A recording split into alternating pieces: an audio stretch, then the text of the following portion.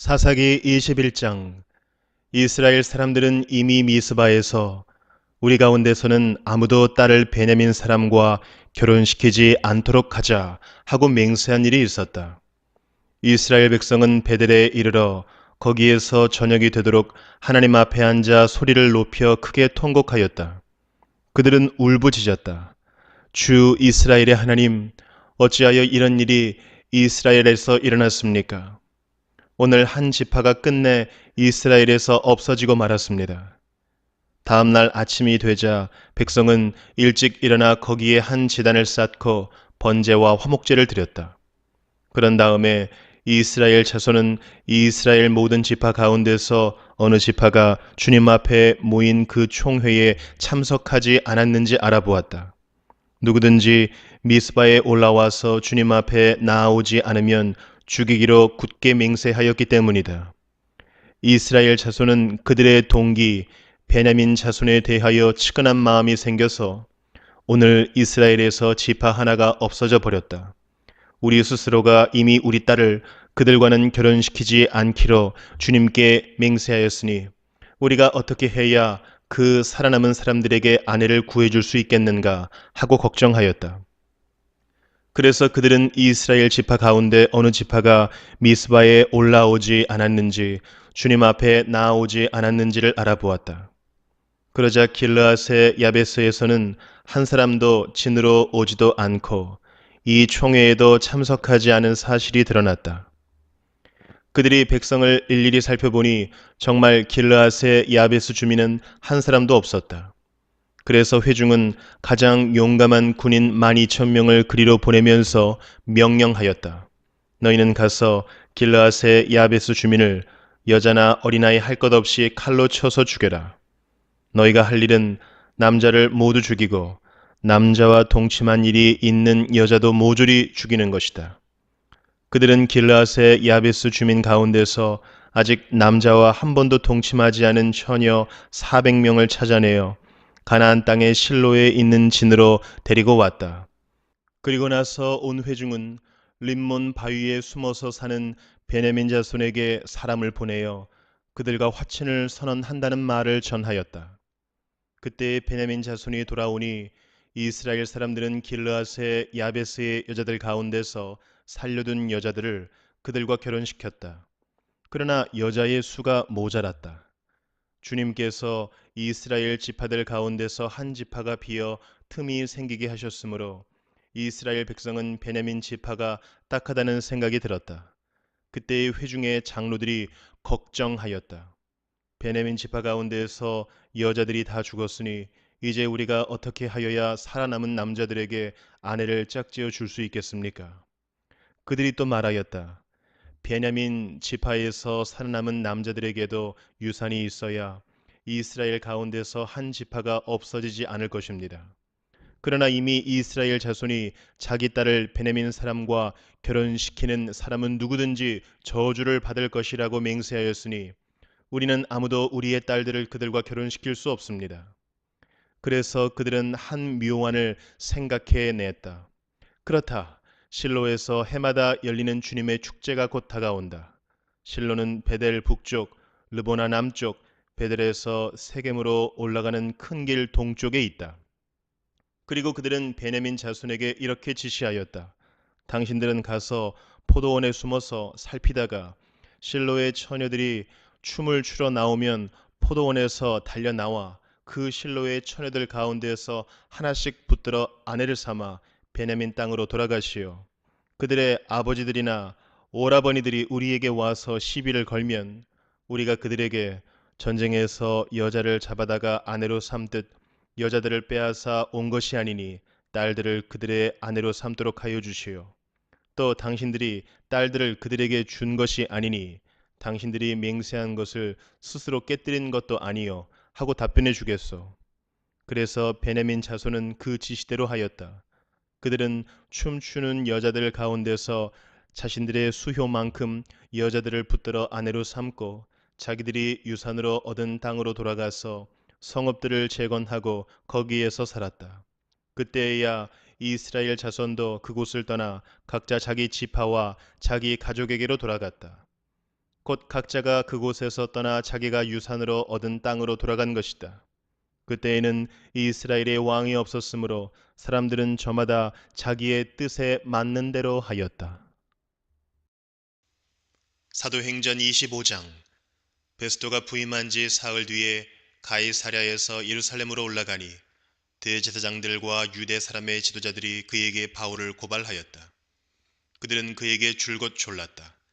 그들은 그에게 제발 바울을 예루살렘으로 불러 올리라고 간청하였다. 그들은 길에 사람을 매복시켰다가 바울을 죽일 계획이었다.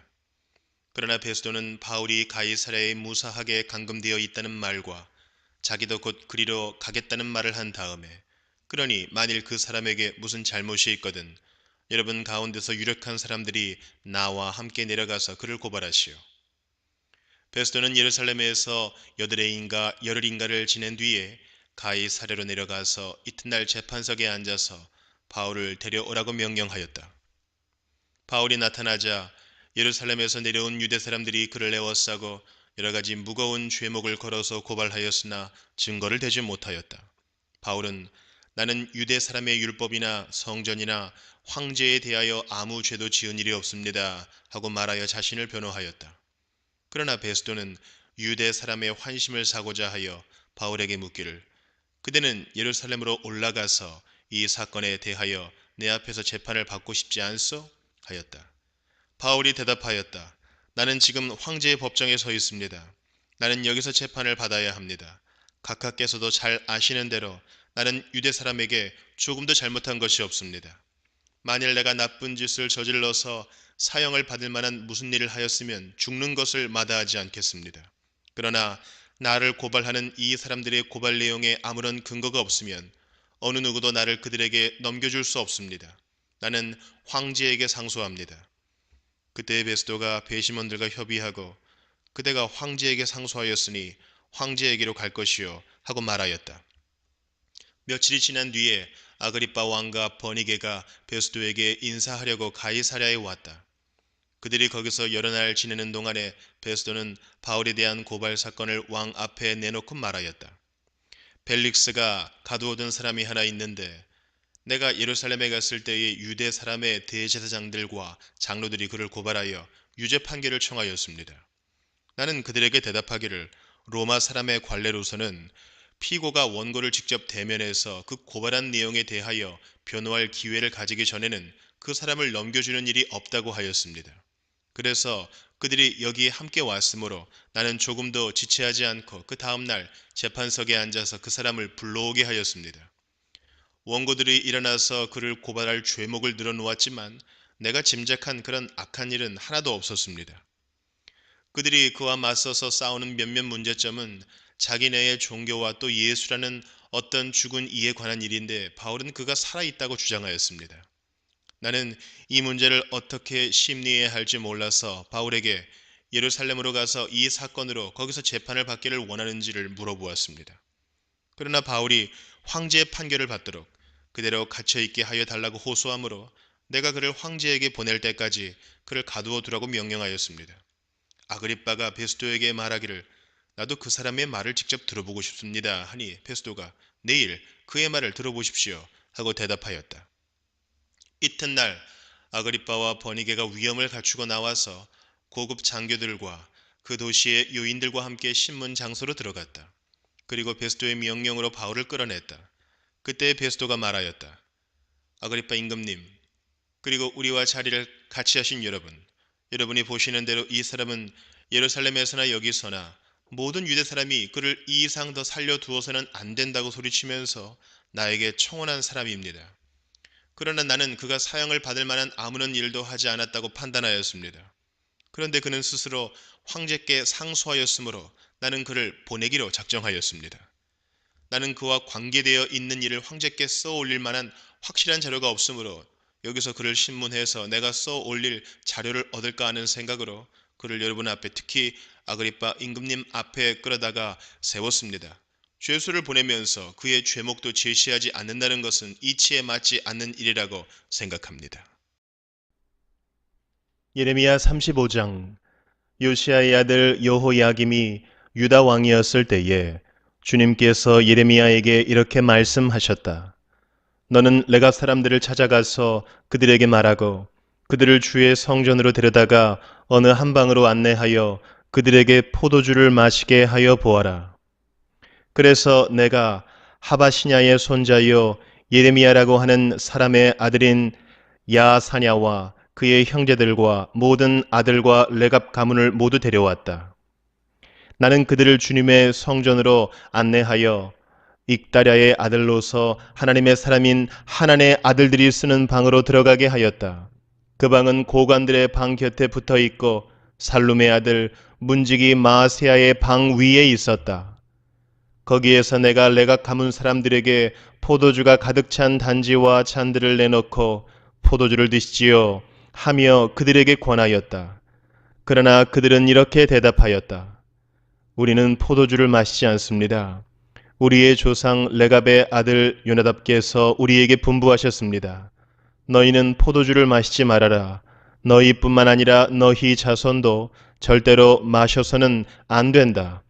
너희는 집도 짓지 말고 곡식에 씨도 부리지 말고 포도나무도 심지 말고 포도원도 소유하지 말아라. 너희는 언제까지나 장막에서만 살아라. 그래야 너희가 나그네로 사는 그 땅에서 오래오래 살 것이다. 그래서 우리는 우리의 조상 레갑의 아들 요나답께서 우리에게 명령하신 모든 말씀에 순종하여 우리와 우리 아내와 우리 아들과 딸이 일평생 포도주를 마시지 않았습니다. 우리는 거처할 집도 짓지 않고 포도원이나 농토나 곡식의 씨도 소유하지 않았습니다. 우리는 오직 우리의 조상 요나답께서 우리에게 명령하신 모든 말씀에 순종하여 그대로 실천하면서 장막에서 살았습니다. 그런데 바빌로니아 왕 느부갓네살이 이 나라에 쳐들어왔을 때에 우리는 바빌로니아 군대와 시리아 군대를 피하여 예루살렘으로 들어가야 하겠다고 결정하였습니다. 그래서 우리가 지금 예루살렘에 살고 있는 것입니다. 그때 주님께서 예레미야에게 이렇게 말씀하셨다. 나 만군의 주 이스라엘의 하나님이 말한다. 너는 유다 사람과 예루살렘의 주민에게 나가서 이렇게 말하여라. 너희는 교훈을 받아들일 수도 없고 나의 말에 순종할 수도 없느냐? 나 주의 말이다. 레갑의 아들 요나답이 자손에게 포도주를 마시지 말라고 명령한 것이 이렇게 엄수되고 있다. 그 자손은 조상이 내린 명령에 순종해서 이날까지 전혀 포도주를 마시지 않는다. 그러나 너희들은 내가 직접 말하고 또 거듭하여 말했으나 내 말을 듣지 않았다. 나는 내 종 예언자들을 모두 너희에게 보내고 또 거듭하여 보내면서 권고하였다. 각자 자신의 악한 길에서 돌아서고 행실을 고치고 다른 신들을 섬기려고 쫓아다니지 말라고 하였고 그래야만 내가 너희와 너희 조상에게 준 땅에서 너희가 살게 될 것이라고 하였다. 그러나 너희는 나에게 귀를 기울이지도 않았고 나의 말을 듣지도 않았다.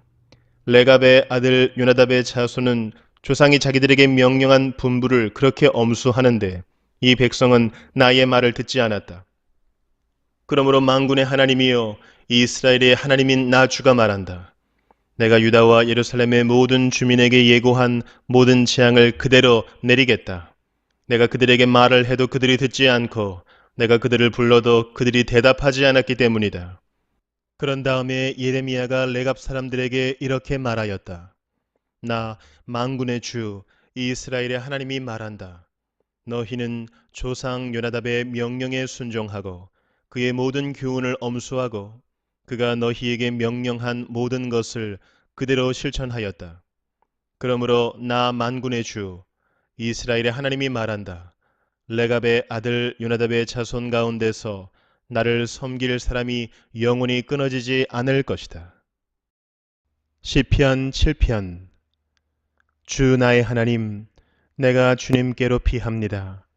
나를 뒤쫓는 모든 사람에게서 나를 구원하여 주시고 건져 주십시오. 그들이 사자처럼 나를 찢어 발기어도 나의 목숨 건져줄 사람이 없을까 두렵습니다. 주 나의 하나님, 내가 만일 이런 일을 저질렀다면 벌을 내려주십시오. 내가 손으로 폭력을 행했거나 친구의 우정을 악으로 갚았거나 나의 대적이라고 하여 까닭 없이 그를 약탈했다면 원수들이 나를 뒤쫓아와서 내 목숨을 덮쳐서 땅에 짓밟고 내 명예를 짓밟아도 나는 좋습니다. 주님 진노하며 일어나시고 내 대적들의 기세를 꺾어 주십시오. 하나님 깨어나셔서 판결을 내려주십시오. 뭇 민족들을 주님 앞으로 모으시고 주님께서는 그 높은 법정으로 돌아오십시오. 주님께서는 뭇 백성들을 판단하시는 분이시니 내 의와 내 성실함을 따라 나를 변호해 주십시오. 악한 자의 악행을 뿌리 뽑아 주시고 의인은 굳게 세워 주십시오. 주님은 의로우신 하나님, 사람의 마음속 생각을 낱낱이 살피시는 분이십니다. 하나님은 나를 지키시는 방패시요 마음이 올바른 사람에게 승리를 안겨주시는 분이시다. 하나님은 공정한 재판장이시요 언제라도 악인을 벌하는 분이시다. 뉘우치고 돌아오지 않으면 칼을 갈고 활을 겨누어 심판을 준비하신다. 살상 무기를 준비하시고 화살 끝에 불을 붙이신다. 악인은 악을 잉태하여 재앙과 거짓을 낳는구나. 함정을 깊이 파지만 그가 만든 구덩이에 그가 빠진다. 남에게 준 고통이 그에게로 돌아가고 남에게 휘두른 폭력도 그의 정수리로 돌아간다. 나는 주님의 의로우심을 찬송하고 가장 높으신 주님의 이름을 노래하련다. 시편 8편. 주 우리 하나님, 주님의 이름이 온 땅에서 어찌 그리 위엄이 넘치는지요. 저 하늘 높이까지 주님의 위엄 가득합니다.